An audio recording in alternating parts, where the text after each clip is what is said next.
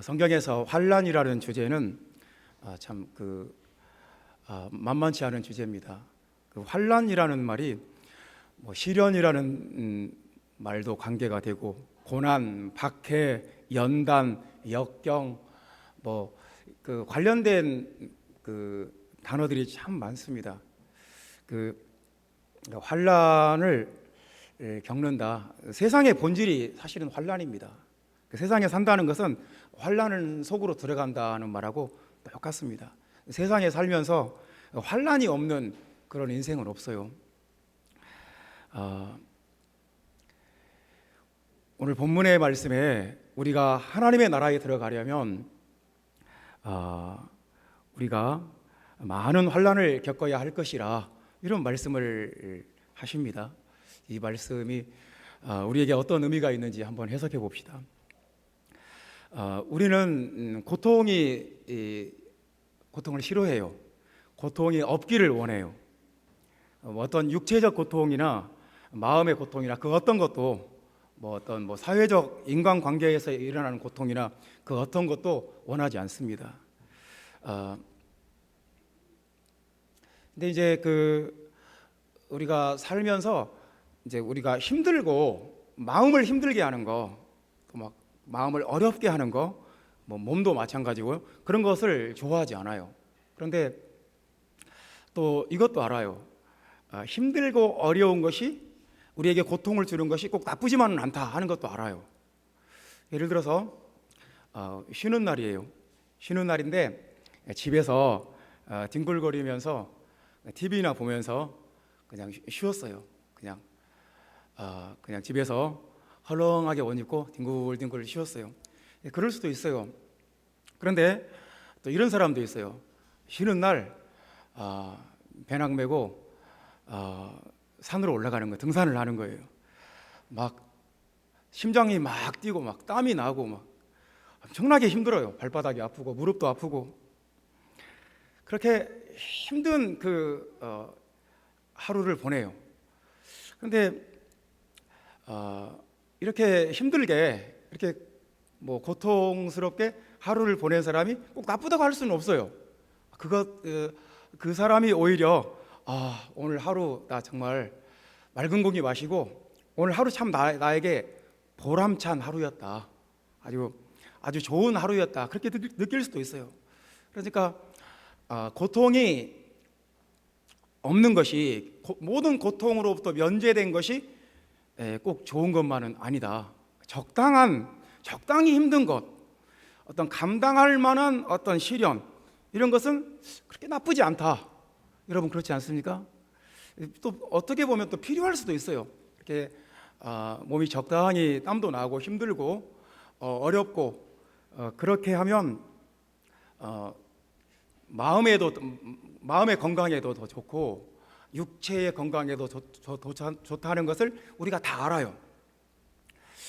예를 하나 더 들어봅시다. 아기를 낳는 것, 정말 아기를 낳다가 죽는 사람도 있어요. 굉장히 고통스럽죠.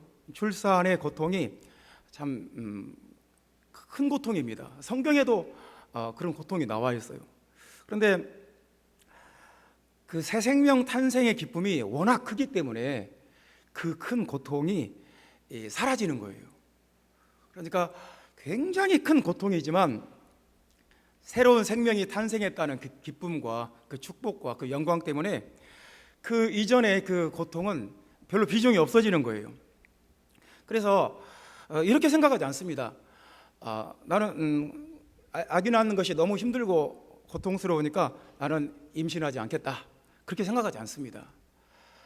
고통은 고통이고 힘들 때는 잠깐 지나가지만 한 새 생명을 하나님께로부터 받는다는 그 축복과 기쁨이 워낙에 크기 때문에 잠깐 그 고통은 참고 견딜 만한 의미와 가치가 있다, 그렇게 생각합니다. 여러분 그렇지 않습니까? 그래서 우리의 그 목적은 뭐냐면, 우리의 목적이 환난이 없는 인생, 고난이 없는 인생, 아무런 시련이 없는 인생, 아무런 역경이 없는 인생을 사는 것이 우리 목적이 아니에요. 여러분 그렇지 않습니까? 주님, 내 인생에는 아무런 고통도, 염려할 것도, 걱정거리도, 힘든 것도 없게 해주시고 나는 그냥 항상 편안하고 좋은 일만 있게 해주십시오. 이 기도가 과연 성경적인 기도일까요? 어떤 그 가치가 있다면, 어떤 의미가 있다면 그것을 위해서 어떤 고통을 받아들일 수 있어요. 그게 정상적인 사고방식이에요. 이제 그게 또 성경적인 사고방식이고요. 그 환난이라는 단어가 나왔는데요, 굉장히 성경에서 중요한 주제인 것 같아요. 이 환난을 잘 못 견디면, 잘 못 이겨내면 이것 때문에 낙오해요. 이것 때문에 인생에 실패해요. 이것 때문에 상처받고 이전보다 더 못한 사람이 되어버려요. 더 좀 삐뚤어진 사람, 더 안 좋은 사람이 되어버려요. 그런데 반대도 있어요. 어떤 환난을 겪었어요. 어려움을 겪었어요. 힘든 과정을 겪었어요. 근데 그것 때문에 더 성숙해지는 사람도 있어요. 더 강해지는 사람도 있어요. 더 믿음이 뜨거워지는 사람도 있어요. 그러니까 이게 중요하지 않고 뭐가 중요하겠습니까? 이 환난이 중요하지 않습니까? 참, 환난이라는 것이 뭘까? 시련이 뭘까? 우리가 세상을 살면서 많은 것들을 겪어요. 좋은 일도 겪고 그렇지 않은 일도 겪어요. 그래서 우리가 알아요. 지금 내가 고난의 과정을 겪고 있구나. 나한테 지금 시련이 왔구나. 내가 지금 환난을 통과하고 있구나. 우리가 알아요. 본문에 보면 하나님 나라에 들어가려면 많은 환난을 겪어야 할 것이니라. 이 겪는다는 말이 통과한다는 말이에요. 많은 환난을 뚫고 나간다는 거예요. 많은 환난을 이긴다는 거예요. 많은 환난을 참고 인내하고 극복해낸다는 거예요. 그런 사람이 하나님 나라에 들어갈 자격이 있다는 거예요.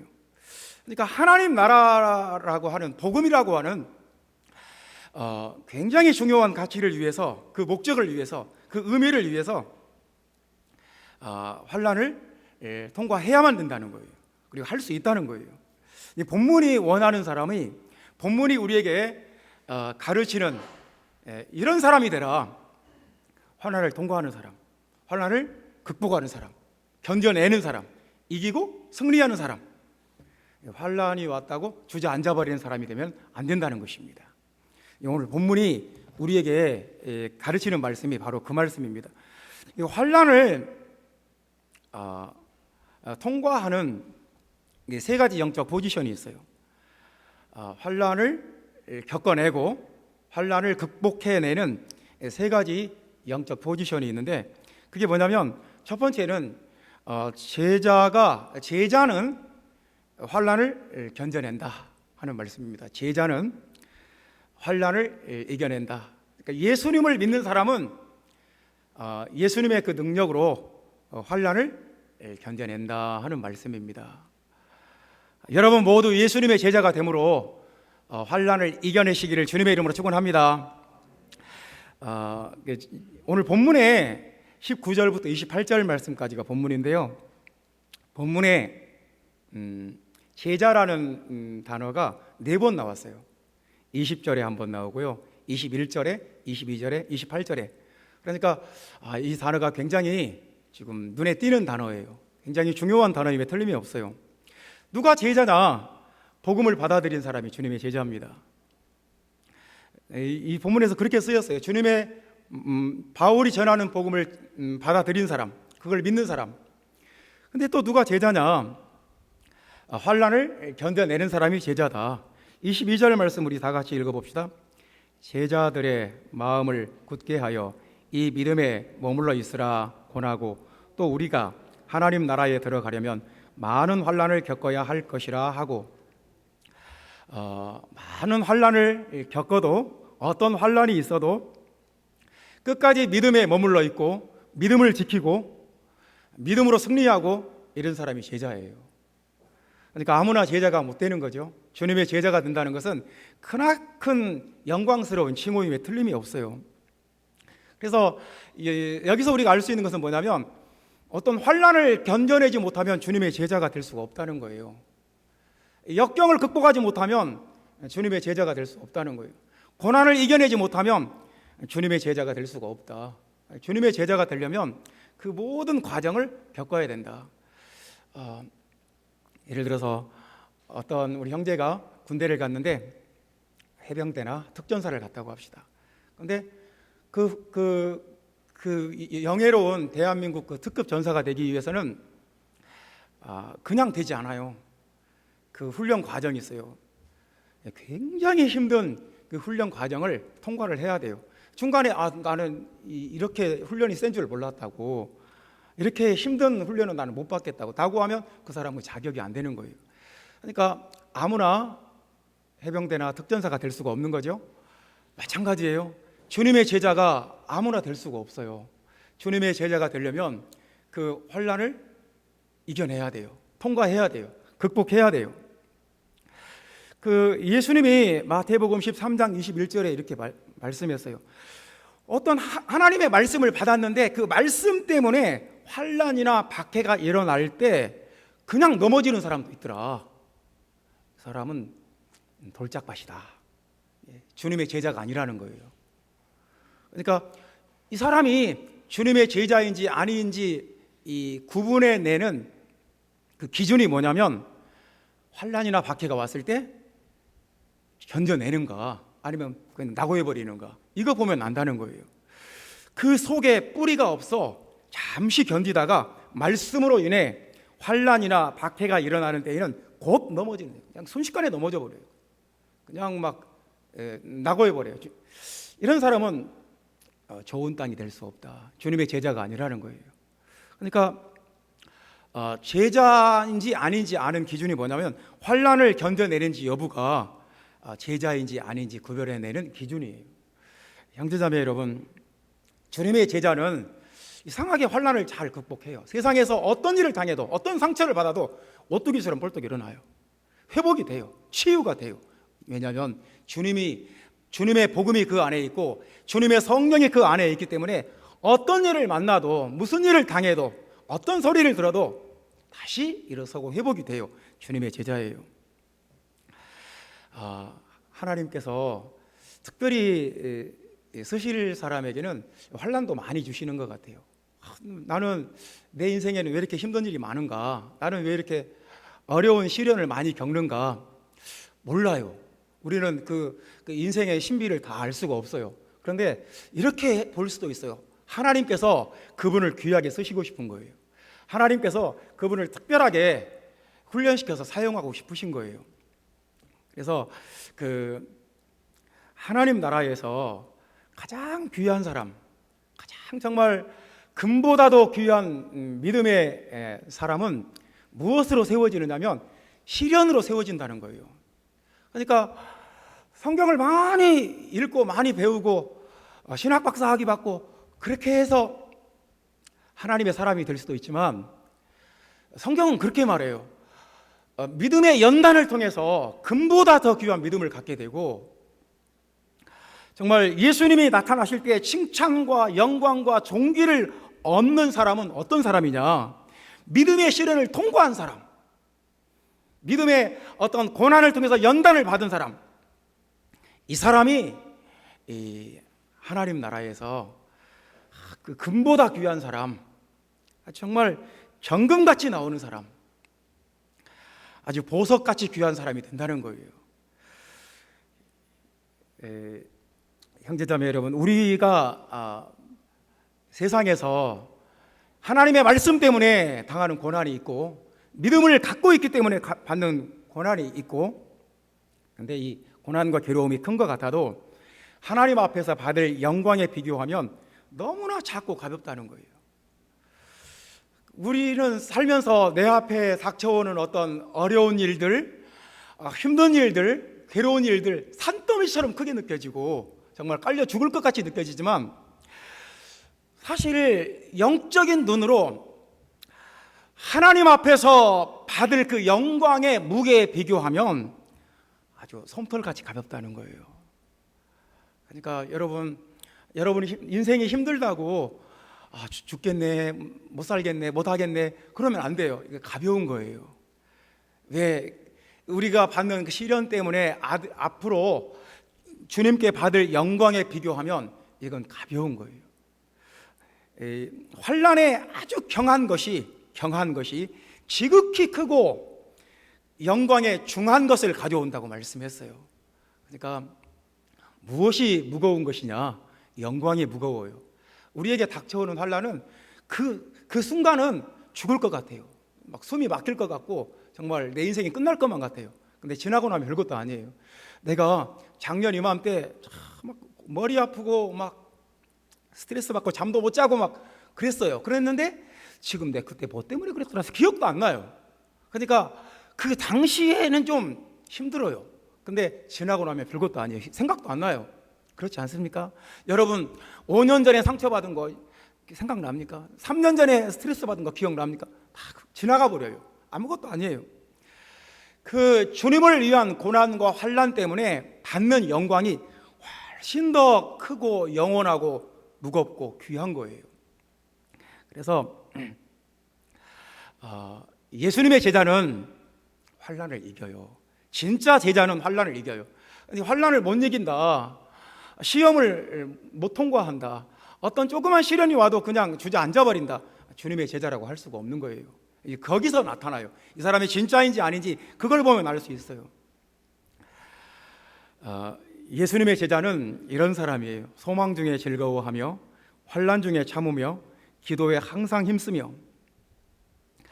그 환난이라는 것이 뭐냐면 이 로마서 12장 2절에 여기서 보면 환난이라는 것이 이거구나, 참아야 하는 것이 환난이에요. 그러니까 어떤 일이 나한테 부닥쳤는데 어떤 방법이 없어요. 참는 수밖에 없어요.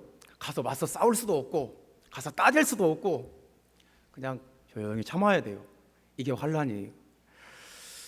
뭐 그냥 내 몸에 어떤 질병이 왔어요. 근데 이거 어떻게 방법이 없어요. 참아야 돼요. 내가 어떤 궁핍해요. 막 너무너무 가난하고 돈이 없어요. 근데 남한테 가서 자꾸 손 벌릴 수도 없어요. 참아야 돼요. 내가 억울한 일을 겪었어요. 가서 막 정말 너무너무 억울해요. 가서 막 따지고 싶어요. 싸우고 싶어요. 근데 참아야 돼요. 이게 환난이에요. 환난은 그냥 참고 견뎌야 하는 모든 것이 환난이에요. 형제자매 여러분, 잘 참는 것은 참 훌륭한 태도고 훌륭한 자세예요. 생명의 면류관을 어떤 사람이 받느냐? 인내하는 사람, 잘 참는 사람, 잘 견디는 사람. 억울해도 참고 가난해도 참고 아파도 참고 힘들어도 참고 하나님을 바라봄으로 십자가에 달리신 예수님을 생각함으로 주님은 나를 위해서 십자가에 달리셨는데 뭐 내가 당하는 거야. 주님의 그 십자가에 비하면 조족지혈 아무것도 아니다. 내가 지금 당하는 이 억울함은 주님이 당한 것에 비하면 뭐 아무것도 아니다. 주님을 생각함으로 애매히 당하는 고난을 참고 억울함을 참고 견디고 인내하고, 이런 사람이 생명의 면류관을 받고 인내함으로 구원을 받고, 인내는 성령의 9가지 열매 중에 하나고 사랑은 오래 참는 것이고. 그래서 형제자매 여러분, 주님의 제자는 잘 참는 사람이에요. 형제자매 여러분, 교회 생활에서도 여러분들이 참아야 될 일들이 있어요. 근데 할 말 다 하고 할 수가 없어요. 참아야 돼요. 참고 주님을 바라봄으로 예수님을 생각함으로 또 내 안에 계신 그 성령의 능력으로 잘 참고 오래 참고 또 기다리고, 이런 사람들이 주님의 제자예요. 형제자매 여러분, 예수님의 제자가 되시기 바랍니다. 예수님의 제자가 되시면 세상에서 당하는 환난을, 세상에서 당하는 어떤 그 고난도 시련도 역경도 참고 견디고 이겨낼 수가 있어요. 그렇게 되시기를 주님의 이름으로 축원합니다. 두 번째 말씀입니다. 어떻게 해야 우리가 환난을 이기느냐? 환난을 이기기 위해서는 교회로 함께 모여야 된다는 말씀입니다. 교회로 함께 모이면 환난을 이긴다. 교회로 모여야 돼요. 이렇게 함께 모여야 돼요. 오늘 본문에 교회라는 단어가 딱 2번 나왔는데요. 이 교회라는 그 이미지는 많이 또 나와요. 그러니까 이제 바울이 21절 말씀 보면 복음을 그 성에서 전하여 많은 사람을 제자로 삼고 루스드라와 이고니온과 안디옥으로 돌아가서, 이게 지금 왜 중요하냐면요, 바울이 역주행을 하고 있는 거예요. 그러니까 그동안에 거꾸로 왔어요. 안디옥의 복음을 전하고 이고니온의 복음을 전하고 그다음 루스드라까지 온 거예요. 근데 다시 역주행을 하고 있어요. 왜 그럴까요? 가서 복음만 전해놨지 교회라는 조직을 세우지 않았어요. 그래서 가서 이 지역은 아무개 집에서 교회로 모입시다. 그리고 여기에 목사님은 아무개 형제가 하시면 참 좋겠습니다. 이렇게 목회자를 세우고 예배 장소를 정해주고, 그렇게 교회를 세우기 위해서 그동안에 복음을 전했던 그 장소들, 그리고 핍박받아서 도망쳐 나와야 했던 그 지역들을 다시 역주행하고 있는 거예요. 다시. 그러니까 바울에게 바울이 가서 복음만 툭 던져놓고 그냥 지나가 버린 게 아니에요. 가서 교회라는 어떤 그 체계를, 교회라는 조직을 세웠어요. 그러니까 바울은 복음 전하는 것도 중요하고 교회를 세우는 것을 참 중요하게 생각했구나. 교회처럼 중요한 게 없어요. 교회처럼 귀한 것이 없어요. 참 교회는 예수님의 몸인데요, 어떻게 교회가 안 중요할 수가 있겠어요? 교회는 정말 중요해요. 귀한 것이에요. 그래서 우리가 교회를 사랑하고 교회를 위해서 헌신하고 교회를 우리 생명보다 더 중요하게 여기지 않습니까? 교회의 이미지가 본문에 있어요. 20절 말씀에 보면 제자들이 둘러섰을 때에, 우리가 이런 말씀 놓치면 안 돼요. 참 귀한 말씀이에요. 제자들이 둘러섰을 때에, 지금 어떤 상황이냐면 바울이 루스드라에서 우상 숭배를 못하게 하고 자기들을 막 신으로 숭배하려고 하는데 그걸 못하게 해버리니까 유대인들이 와서 또 선동을 해버려요. 그러니까 정말 이 경솔하고 이 경박한 이 루스드라 사람들이 바울을 돌로 또 쳐요. 선동의 또 충동기를 받아가지고, 그래서 바울이 죽어요. 그러니까 이제 이 부분이 이제 바울이 죽었다고 봐요. 죽어서 죽은 줄 알고 시외로 끌어내치니라. 이제 공동묘지 같은 곳으로 이제 끌어다 놔버렸어요. 근데 이제 이때 바울이 삼층천 체험을 했다. 이제 그 주석에는 그렇게 나옵니다. 막 숨도 안 쉬고 뭐 맥박도 없고 이제 그런 상태였던 거예요. 근데 신기하게도 제자들이 바울을 통해서 복음을 들은 그 사람들 중에서 몇 사람이 바울이 쓰러져 있는 바울 주변을 에워쌌어요. 사방에서 둘러쌌어요. 둘러서서 뭐 했을까요? 기도했겠지요. 이제 돌에 맞아서 생사의 기로에 놓여 있는 바울을 위해서 하나님 앞에 눈물로 기도했겠지요. 얼마나 바울이 지금 막 이 맥박도 없는 것 같고 숨도 못 쉬는 것 같고, 복음을 듣고 바울이 전한 복음을 믿은 제자들이 뺑 둘러서서 하나님 앞에 간절히 기도했어요. 그러더니 신기하게도 바울이 그 순간 일어났어요. 그러니까 이게 교회예요. 교회는 둘러서는 곳이에요. 복음을 들은 사람들이 뺑 둘러서는 거예요. 이렇게 동그랗게 둘러서서 막 기도하는 거예요. 흑암의 권세가 어느 방향에서도 틈타지 못하게 뺑 둘러섰어요. 그리고 에워싸버렸어요. 성령으로 막 기도를 했어요. 방언으로 기도하고 능력으로 기도를 했어요. 근데 바울이 벌떡 일어났어요. 교회는 어떤 곳이냐? 복음을 들은 사람들이 한 마음과 한 뜻으로 한 성령과 한 믿음 안에서 손에 손을 잡고 삥 둘러서는 거예요. 이렇게 딱 둘러서서 하나님의 나라를 위해서 기도하는 거예요. 흑암의 권세를 대적하는 거예요. 이렇게 기도할 때 생사의 기로에 놓여 있던 사람이 일어나요. 흑암의 권세가 깨어져요. 형제자매 여러분, 아름다운 교회가 이런 모습을 가진 교회, 이렇게 서로 둘러서서 기도하는 교회, 또 죽음의 권세가 깨어지는 교회, 하나님의 능력과 권능이 나타나는 교회, 이런 교회가 되기를 바랍니다. 하나님의 백성들에게는, 하나님의 자녀들에게는 능력이 있고, 그들이 모인 교회에는 더 큰 능력이 있어요. 교회는 음부의 권세가 이길 수가 없어요. 이 마귀 권세가 교회를 대적할 수가 없어요. 항상 교회는 마귀가 제일 싫어하고 마귀가 제일 대적하는 것이 교회예요. 그래서 교회에는 흑암의 권세가 어떻게 하면 막 어떤 영적인 압박감이 있어요. 누르는 것이 있어요. 그래서 기도하지 않고는 방법이 없어요. 둘러서서 기도하지 않는 교회는 방법이 없어요. 이 마귀 입장에서는 바울이 죽어버리면 얼마나 좋겠어요. 안 그렇겠어요?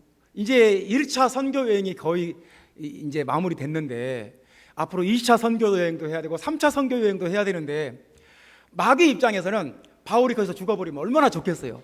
이제 복음이 더 이상 이 바울처럼 탁월한 전도자가 없는데, 마귀는 어떻게 쓰든지 이 바울이 죽었으면 좋겠다.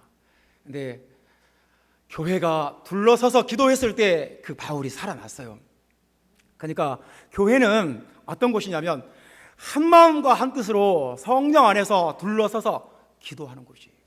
기도할 때 음부의 권세를 이길 수 있고 마귀 권세를 대적할 수, 죽음의 권세를 물리칠 수가 있어요. 그거밖에 없어요. 교회가 세상보다 더 강하고 교회가 세상보다 더 능력 있는 것은 둘러서서 기도할 때예요. 그럴 때 교회는 아주 강하고 능력 있는 교회가 돼요. 형제자매 여러분, 교회가 한 마음과 한 뜻으로 둘러서서 기도하는 교회가 되기를 바랍니다. 죽음의 권세를 물리치는 교회, 마귀 권세를 대적하는 교회가 되기를 예수님의 이름으로 축원합니다. 이 교회에 소속해서, 교회에 함께해서, 교회와 함께 둘러서서 기도할 때 환난을 이겨요. 우리가 환난을 이기는 능력이 그거밖에 없어요. 세상이 우리보다 훨씬 더 지혜롭고 똑똑하고 능력이 있어요. 근데 우리가 그 악한 세상을 이기는 유일한 길이 교회로 함께 모여서 둘러서서 기도하는 거예요. 예수님이 그렇게 말씀했어요. 세상에서는 너희가 환난을 당하나 담대하라. 내가 세상을 이기었노라.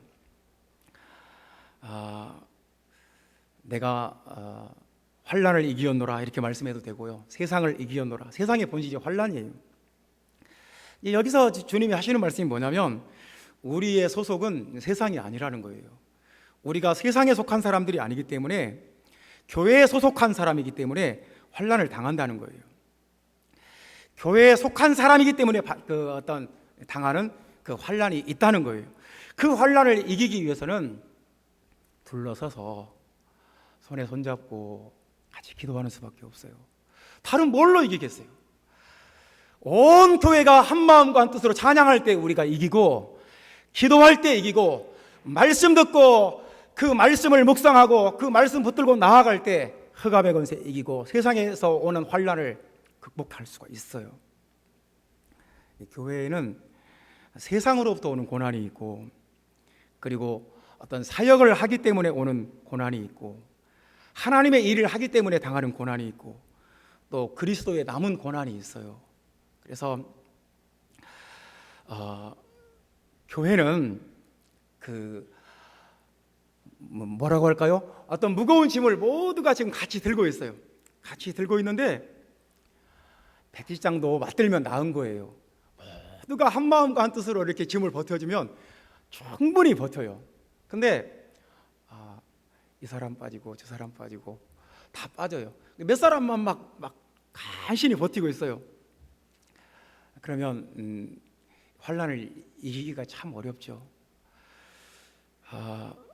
성경에서 교회의 가장 중요한 태도는 뭐냐면 동참하는 거예요. 동참하는 자가 되자.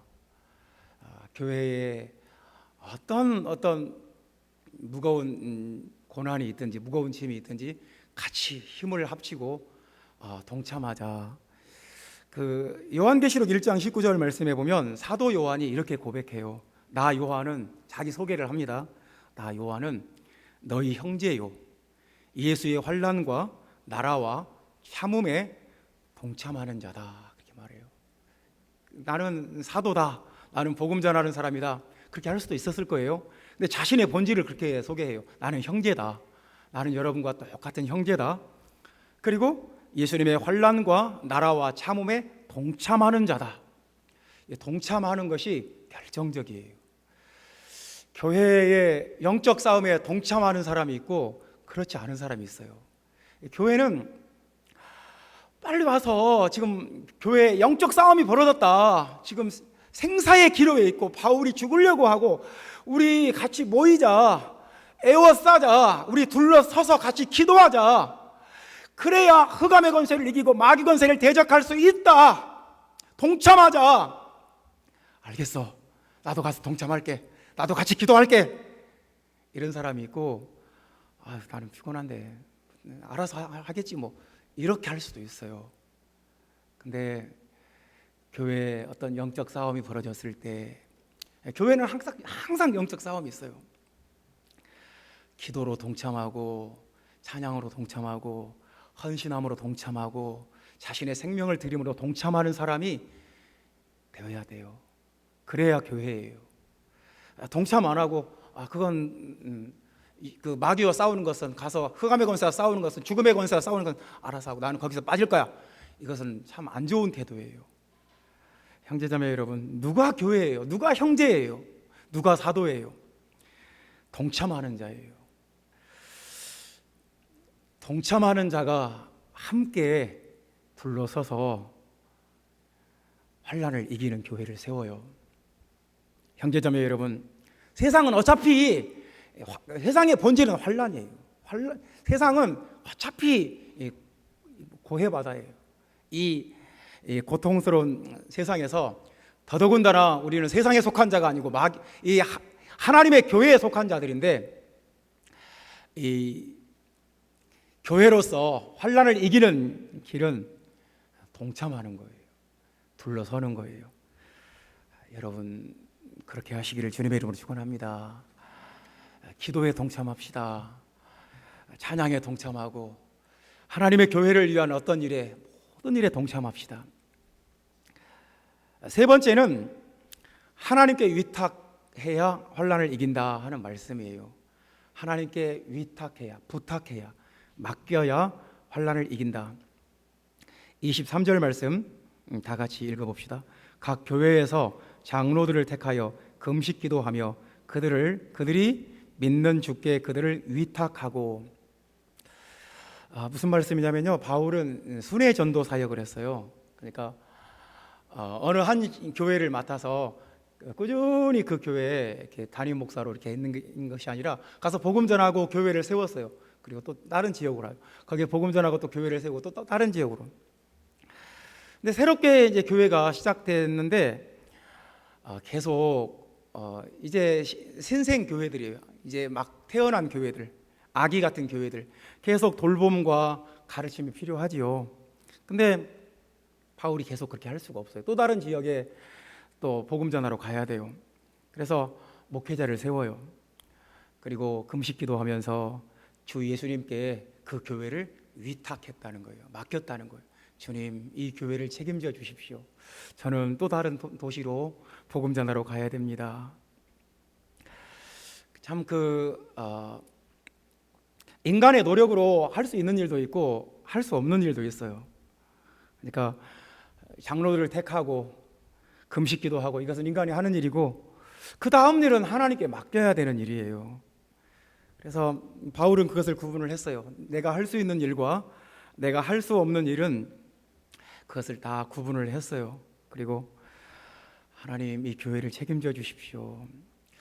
그 어떤 결정적인 일들, 뭐 씨를 뿌리고 물을 주는 건 사람이 할 수 있는데 그걸 자라나게 하고 꽃이 피고 열매를 맺게 하시는 건 하나님이 하셔야 돼요. 그러니까 하나님이 해주셔야 되는 일들이 있어요. 예, 그래서 교회 안에는 이것은 사람이 한 일이 아니다 하는 것들이 있어야 돼요. 이것은 주님이 하신 일이다. 그러니까 교회 안에는 두 가지가 있어야 돼요. 이것은 이건 교회에서 했구나, 이건 목사님이 했구나, 이건 운영위원회에서 결정해서 이렇게 했구나, 이런 일도 있어야 되지만 이건 뭐지? 이건 하나님이 하신 일인데, 그런 것이 있어야 돼요. 여러분 어떻게 생각하세요? 이건 정말 사람이 한 일이 아니다. 이건 우리가 회의한 것도 아니고 우리가 생각한 것도 아니고 우리가 계획한 것도 아니고 이건 하나님이 하신 일이다. 이런 일들이 자꾸 나타나야 돼요. 그것이 주님께 위탁한 거예요. 주님께 맡겼을 때 그런 일이 벌어져요. 하나님이 하신 일들이 많이 나타날수록 능력 있는 교회가 되고, 그래야 환난을 이겨요. 그래서 그런 교회가 수준이 높은 교회예요. 주님이 행하심이 많이 나타날 수 있도록, 주님의 역사하심을 많이 볼 수 있는 교회, 신기한 일이 벌어지는 교회, 이해할 수 없는 일들이 벌어지는 교회, 이런 교회가 사실은 굉장히 수준이 높은 거예요. 제가 27살 때 전라북도 정읍시 신태인 읍이라는 그 교회로 이제 전도사 때 갔는데요. 가보니까 할머니들 딱 3분, 권사님들 3분 계시더라고요. 생활비가 없어요. 생활비 자체가 없어요. 근데 제 아내는 학교 다니다가 그걸 그만뒀어요. 또 그래야 목회에 전념만 해야 된다, 그렇게 가르침을 받아가지고 그만두고 아무런 생활 대책이 없는 거예요. 어떻게 살아왔는지 저도 기억이 안 나요. 그때 애들 셋 데리고 어떻게 살았는지 이해도 안 되고, 그리고 생각도 안 나요. 근데 이런 일들이 있었어요. 가을에 밤중에 누군가가 집 앞에 뭔가를 툭 놓고 가요. 아침에 나와보면 쌀자루가 20kg짜리도 아니고 40kg짜리 쌀자루가 2개씩 탁 포개져 있는 거예요. 밤중에 도둑놈이 밤중에 오는 거지, 누가 밤중에 옵니까? 근데 누군지 모르겠어요. 밤중에 꼭 가을 되면 쌀 2부대를 큰 거 마대로 갖다가 우리 집 문 앞에 탁 쌓아놓고 가요. 궁금하더라고요. 누굴까 도대체? 아무리 생각해봐도 그럴 사람, 내가 아는 사람 중에는 없어요. 그래서 해마다 그러길래 어떤 해인가는 내가 반드시 이 사람 내가 찾아야 되겠다. 그래서 그때쯤에 이제 좀 얼쩡얼쩡한 거예요. 이제 언제쯤 오려나. 근데 갑자기 누군가가 어둠 속에서 막 뭘 들고 막 낑낑거리면서 오더라고요. 들고 왔어요. 그래서 내가 물어, 당신 누구냐고, 왜 우리 집에 자꾸 해마다 쌀을 가져오냐고. 그랬더니 이분이 그 읍에 사는 사람도 아니고 멀리 딴 동네 정읍시에서도 굉장히 변방에 있는 면에 사는 분이에요. 옛날에 이 교회를 다녔대요. 농사를 짓는데 갑자기 생각이 나더래요. 내가 어렸을 때 다니던 그 교회에 좀 쌀 좀 갖다 줘야지. 그래서 그렇게 했다는 거예요. 근데 목사님이 누가 있는지도 모르겠고 민망해서 밤중에 몰래 갖고 왔다는 거예요. 그래서 그때 이걸 배웠어요. 먹고 사는 것이 얼마나 중요한 문제입니까? 근데 하나님께 맡겼어요. 하나님, 주시면 살고 안 주시면 상관없습니다. 나는 먹고 사는 거 그렇게 중요하지 않습니다. 그것을 내 경제와 내 살림과 내 먹고 사는 문제를 하나님께 맡겨버렸어요. 위탁해버렸어요. 별로 신경을 안 썼어요. 하나님 알아서 하세요. 그랬더니 하나님이 신기한 방법으로 우리의 필요를 채웠어요. 그래서 제가 나중에 서울에 와서 우리 애들한테 물어봤어요. 너희들이 신태인에도 한 10년 살았고, 정읍에도 한 3년 살았고, 군산에도 한 13년 정도 살았고, 어디서가 제일 행복했냐 물어봤어요. 놀랍게도 신태인 살았을 때가 제일 행복했다는 거예요. 깜짝 놀랐어요. 그때 굉장히 가난했거든요. 생활비도 없었고 힘들게 살았거든요.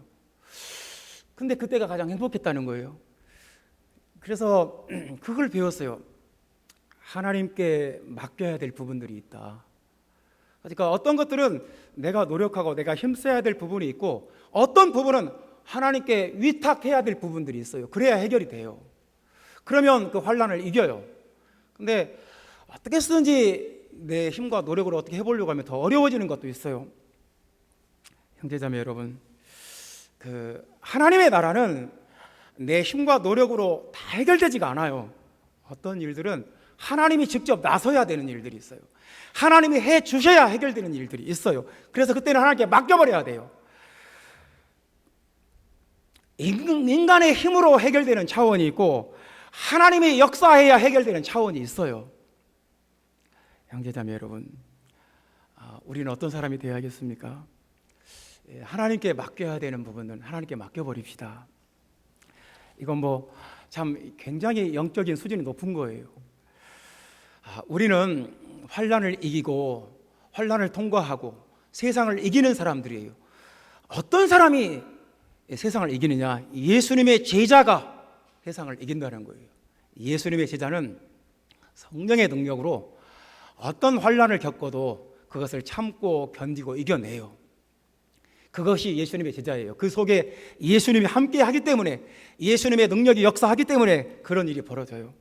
우리가 교회로 함께 모여서 교회의 영적 싸움에 동참할 때, 기도에 동참할 때, 하나님께 찬양하고 예배하는 데 동참할 때, 헌신할 때 동참할 때, 우리는 세상을 이겨요. 하나님께 위탁할 때 우리는 세상을 이겨요. 세상을 이기고 환난을 이기고 영적인 시련을 극복해내는 여러분 되시기를 주 예수님의 이름으로 축원합니다. 기도합시다. 주 예수님,